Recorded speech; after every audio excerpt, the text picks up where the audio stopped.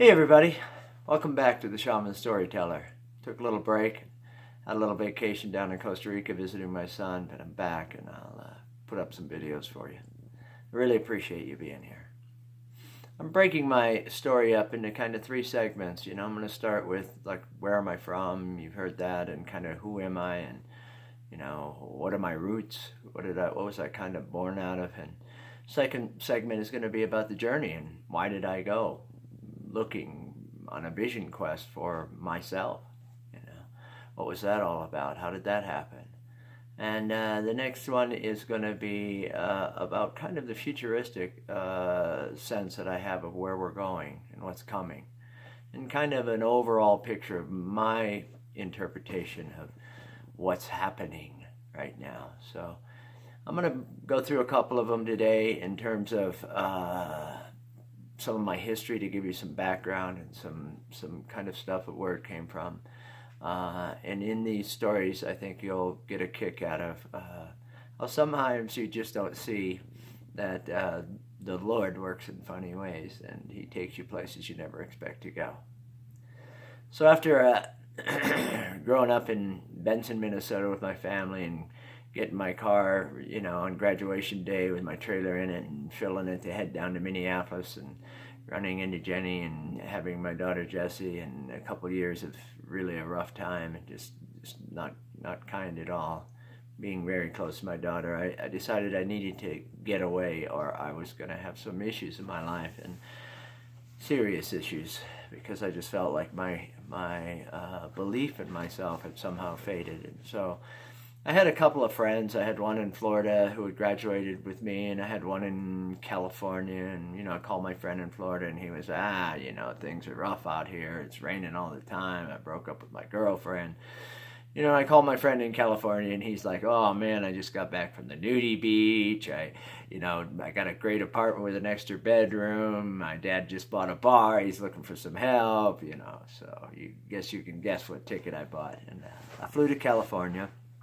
I was a little broken, kind of shattered from what had happened to me, feeling kind of put into a situation that was not good for me or anyone else involved in it. And I landed that night in Santa Barbara, California. That's a pretty nice place to end up when you're coming out of Minnesota. And I landed in Santa Barbara, California, and I went out to the swimming pool, got checked into my friend's apartment. My room was beautiful, and put on my suit, and I went out to the swimming pool, and I dove in and swam down to the other end of the pool, and I came up right in the arms of a absolutely gorgeous, probably 30 years old lady, just long brown hair, absolutely stunning. And she just stared at me like she knew me. And she introduced herself and started talking to me, and I was a little bit kind of tongue-tied on what to say or do, because I don't know, I was young and I was just there. And she ended up, really making me feel comfortable, and she asked me if I wanted to come up to her place, and I was okay with that. And so we ended up hooking up, and she put herself on my arm and made me feel like $1 million. I look back on it now, I feel like she was some kind of angel that just wanted to grab me and tell me I'd be okay. She wanted to show me that I was better than I thought I was, that there was more to me than what maybe was meeting my eyes, And we had a great time together. A couple of things in the beginning kind of like bugged me. I went to her apartment and there were some men's shoes in the closet, and I was like, are you married? And she's like, no, I'm not married. This is an apartment the company I'm working for gave me until they get me mine. And so we were together about 3 weeks, just having a really good time. And she comes home one night and says, sit down on the couch, I got to talk to you. And so I sit down and I'm like, she's going to probably tell me she's married, something's up. And she says, I haven't been really truthful with you. And she's kind of like, yeah. And she said, I'm a private detective. And I just got done busting someone in Raytheon for stealing $1 million from the company. That's what I do. They put me in as his personal secretary, and I found out how he had done it, and where he had done it, and where he'd put the money, and today they arrested him, and so I have to leave. I have another job to do. I'm going back to LA if you'd like to go with me. And I was like, well, okay, I don't know what LA is, but I'll go. So I went along with her to LA, left it about 3 days. She was in kind of downtown LA, and it just sucked, and she went off to work, and I was just like, I can't live in this. I had Santa Barbara. Why would I trade Santa Barbara for LA? Just not something I wanted to do. So I just told her I appreciated everything she did for me, and I was going to go back to Santa Barbara, and she understood. She was happy for me, and we parted friends. And I went back to Santa Barbara, and I got back into painting, and that was kind of how I made my living throughout my life. Whenever I needed to make some money or do something, I could always resort to painting. I got my journeyman's card at 17, so I've been around painting most of my life, and I was pretty good at it. And so I went back to painting. I was painting in a house up in Montecito, a really nice, rich house. And about mid-morning, I look up, and there's a beautiful blonde gal standing in the doorway just kind of looking at me and an old German guy I'm working with. And she says hi, and we say hi, and she asks if we want some water, and she brings it in and introduces herself as Kathy.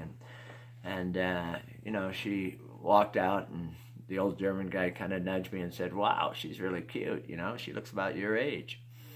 And I laughed and smiled, and so we got done with that day's work, and I go outside, and I'm sitting on the bus stop out in front of the station, and out in front of the house where we were working, and all of a sudden up comes the station wagon, and the door opens, and Kathy's in there, and she looks out at me and says, the dog ran off, and I got to go find him. Hop in, I'll give you a ride.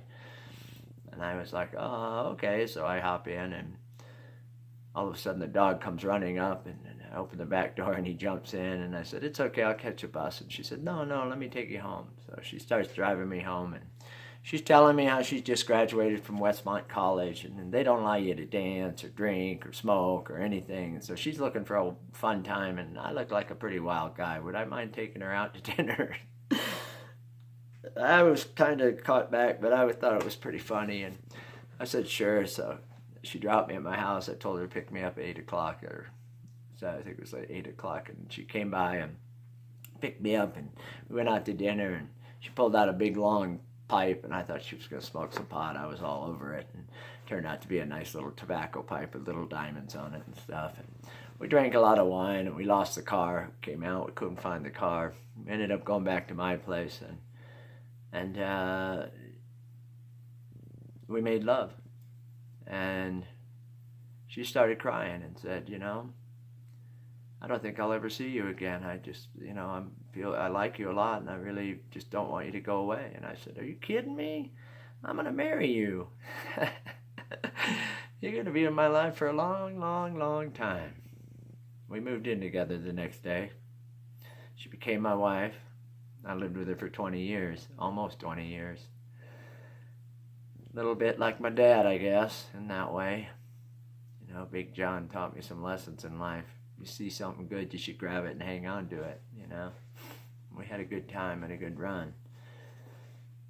And, we, in the early days, we lived in Santa Barbara for quite a while, and that worked out pretty good. We bought a house there, sold it.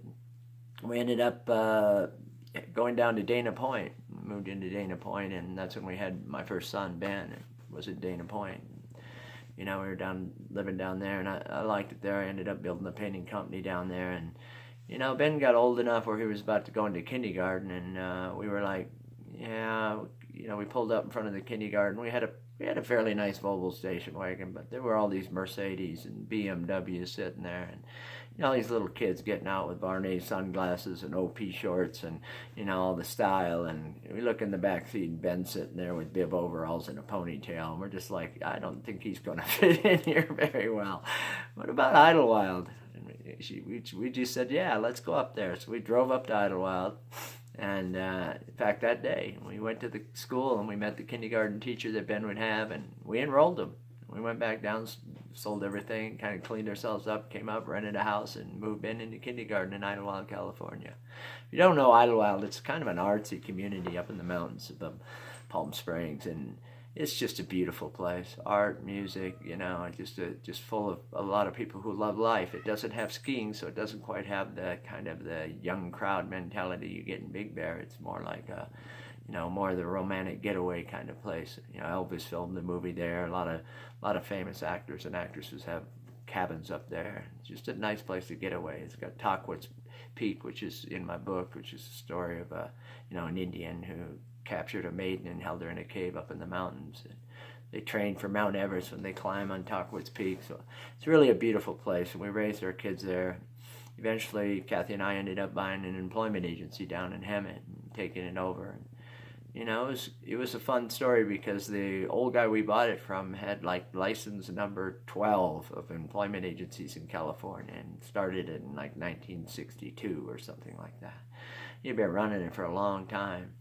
When I came down, I said, I'd like you to take me around, introduce me to some of your customers. And he was like, I've never met anybody. I just talked to him on the phone. I was like, oh, wow, okay. That's an old way of doing business, I guess. And, he said, I'll hang around for a couple months and consult with you and help you. And he came in the first day after he sat with us for one day, and he said, you guys don't need me. I'm going to go home and retire. And he went off, and we built that business into, we were in line for Inc. magazine's fastest growing companies in America. I had her running at about 150 fastest growing company in America. And we added temporary and we did permanent and we did a lot of stuff, and it really worked out well for us to have the flexibility to live in Idlewild and drive down to the mountain and do work. We ended up opening another office over in the desert, and the company got pretty big and did well. But, the hard part about employment agencies is that, you live by and die by the jobs, when there's a lot of jobs and no people, you're in trouble. When there's a lot of people and no jobs, you're in trouble. And that kind of happens a lot. It's not too often you get that balance where there are a lot of jobs and a lot of people. So you have a lot of ups and downs in the employment business, And we were headed in a great direction, a lot of growth, and all of a sudden, that we had an economic collapse. You had a lot of Pittsburgh steel plants closing and Texas oil companies going out, and you could tell where things were bad because those kinds of people would show up in our office asking if we could help them get work and take care of them and stuff. And so we had a big downturn where it turned out we started to become an outplacement. Everyone calling us, I'm laying off 50 people, I'm laying off 40 people, can you help them get resumes, can you see if they can get jobs? And the market really dried up and got tough, and I decided we had to do something. So we went out and we added executive search, because executive search is a little different. It goes out all over the world, and you can work in areas where it's hot without being in those areas. So I started an executive search firm with an older guy who had built a couple big companies, and we had things humming along pretty good, got ourselves back on track, and we got a telephone call in the office from Anglo-Swiss, which is an oil company out of Texas. They were drilling in Siberia, and they told us that they needed some Russians that would go back and go to work in their Siberian company. And I was like, yeah, no problem. We got all kinds of Russians in here. I hung up the phone, and I'm like, we need Russians. So we went out, we put ads in all the Russian newspapers in Houston and LA, and be surprised, New York, how many places have Russian newspapers. And we put ads in them and said, we're looking for Russians who want to go back to work in Soviet Union for good American companies, Great pay, great benefits. The cool part about it was a lot of them got a month on and a month off, and when they got there, they were U.S. citizens, so they understood, profit and loss, but they also understood how the things worked in the Soviet Union. They understood the mafia and, the criminal mentality, and so they were a perfect fit to go in, and we ended up becoming kind of the premier placement specialist in Soviet Union in high-end people. We had companies like Ernst & Young and Coca-Cola and Pepsi and RJR, and we expanded our operation. We got a lot of people kind of going in for interviews and stuff. And I got a resume one day on a lady by the name of Galina Sullivan. And Galina was Arm & Hammer's personal assistant for like 22 years. And if you know Arm & Hammer, he was Mr. Russia. So he died, and the company had decided that what he was doing there was kind of a little off thing, and they didn't realize that he was making most of his money that he stuck in his bank accounts from his business in Russia. He was a really smart guy. He really knew what he was doing. So Galina really knew the ropes. And turned out she was one of the highest ranking communist officials as a lady, and she really knew what was going on. And when they fired her, she heard we were doing placement work there, so she sent me a resume. I talked to her for about an hour, and she really was sharp, and I was like, yeah, I'll get you in. And I called all my clients, and everyone wanted her. I mean, they were in a fight for her from the moment I started that she was available, you know. And so I put her on an airplane, and I flew her to Moscow, and she landed the day the coup happens. Now, she's 60-some years old. She's a tough bird. She's little, stocky. She's not taking any guff from anybody, and she gets off the plane, and the tanks are rolling. It's perestroika. It's the coup is happening. The tanks are rolling down in front of the airport, and she bullies her way back on the plane. You're not leaving without me. She flies back to Washington. I can't get a hold of her for a couple of days. I'm like, what's going on? We need to, this is all our business is there. What's happening? And finally she calls me and she tells me the story. I just can't do it, So I was like, oh man, okay, that's fine. You opened a lot of doors for me. So I got on a plane. I decided I was going to fly in, and at the time I started my agency, I had a young boy brought to me by a travel agent who knew I was working in Russia, and it turned out he was a paratrooper captain in the special forces, and he had found out that the coup was coming. He had found out about some things that he might have to oppose his own people, and he didn't want to do it, so he had dummied some papers, got himself into Cuba for Castro for a paratrooping exercise, and they smuggled him on a boat into Mexico, and he showed up in my office. And so he downloaded all my Russians. He spoke fluent English, Russian both. And just before I was going to go to the Soviet Union, he sat me down at my desk, and he said, Mr. Ziggy, I got to tell you something. He said, take that can of Pepsi on your desk, and he said, turn it in a circle. Well, that's Kiev, Ukraine. He said, you turn your desk, that's Moscow. You're going to Moscow. That's the wrong place. You should go to Kiev. You'll be the first businessman there. It'll be hot. You'll love it there. I was like, okay. So I had 8 days in Moscow, and I put 7 days on the trip in Kiev and go down to Kiev. He said, my mom will take care of you. You can stay with her. My best friend, my brother, and a bunch of other people will take care of you. You'll be fine. So I landed in Moscow, and everybody I met with said, hey, yeah, Kiev's our next spot. We're going down there, and after we get done with Moscow. And it was fun. I hung out with all my big companies, and got solid with them in terms of getting more people into their offices and stuff. And then I got on the plane, an Aeroflot plane going to Kiev, and I had a guy with a chicken, I'm serious, in a cage, and a chicken sitting next to me in his lap. I had a dog barking at me from the aisle. I look up, most of the overhead things are duct tape shut. I was like, oh my God, I hope we get in here. I look around, I'm the only gringo on the plane. There ain't nobody looks like me. I mean, you can't really tell the difference between Russians, but I could tell there wasn't anybody who looked as scared as I did. Everybody else looked pretty comfortable on the plane. So, we landed, and I looked out the window, and here's a red carpet laying there and a whole bunch of limos all lined up. I'm just like, what's going on here, man? Who's on this plane? I don't get that. So I get off the plane, I walk down, and there's a big sign, Mr. Ziegler, welcome to Kiev, Ukraine. And I'm like, there's TV cameras. I'm like, what's going on here? I walk down, and Pasha was my worker, and Hammond, his mom, walks up and says, hi, I'm Emma, and I'm going to be your host. I'm Pasha's mother. I was like, okay, what's this all about? She said, well, I don't know if you know the Soviet Union very well, but, when you teach here, and I'm a teacher here, you basically take a class from kindergarten all the way through graduation, and you send them on their way. And she said, I've been through 3 classes, and these are all my students. The limo driver, the TV cameras, the reporters. She'd called in all her favors. She told them that there's this really important American businessman coming to Kiev and that they should meet him, So that was the start of probably one of the biggest adventures that I think I've probably ever had in my life. It really changed everything about who I was and how I was thinking and what I was thinking, So I spent 6 days there, and I got to loved Kiev. It was a beautiful city, man. I saw all the, the apartments where I could live. I saw the schools my kids could go to. I saw the, the place I could have my office. I met the mayor. I was wined and dined, and I had a lot of fun. I went into Parliament, met some of the Parliament members, and I was sitting there. I was followed all the time by TV cameras, and I was like, this is just so surreal, and then all of a sudden, Kravchuk, who was then going to be the president, announced that they were going to secede from the Soviet Union, and Kiev was going to become an independent country, and they were going to break away. And there's a giant celebration in town. Millions of people came into the city of Kiev to celebrate the fact that they were no longer going to be a part of the Soviet Union. And when he gave his speech on television about why they were breaking away and stuff, as soon as he finished speaking, they put an hour documentary on me, on how Kiev was going to change, because the businessmen, the Americans, the people who could really help Kiev were coming. And here's one of them, and listen to his story. And here I am on the street corner. I love Kiev. Moscow sucks.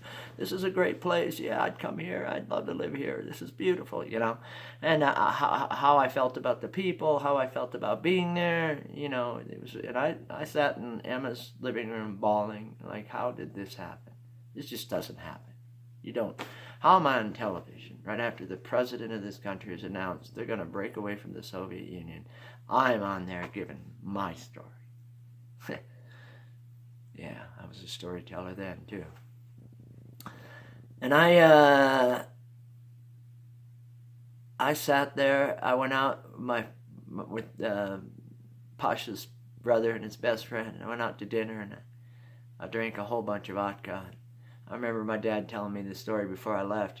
Watch out for that vodka, because, it ain't like whiskey. It don't sneak up on you. And they drink it in glassfuls, and you be careful.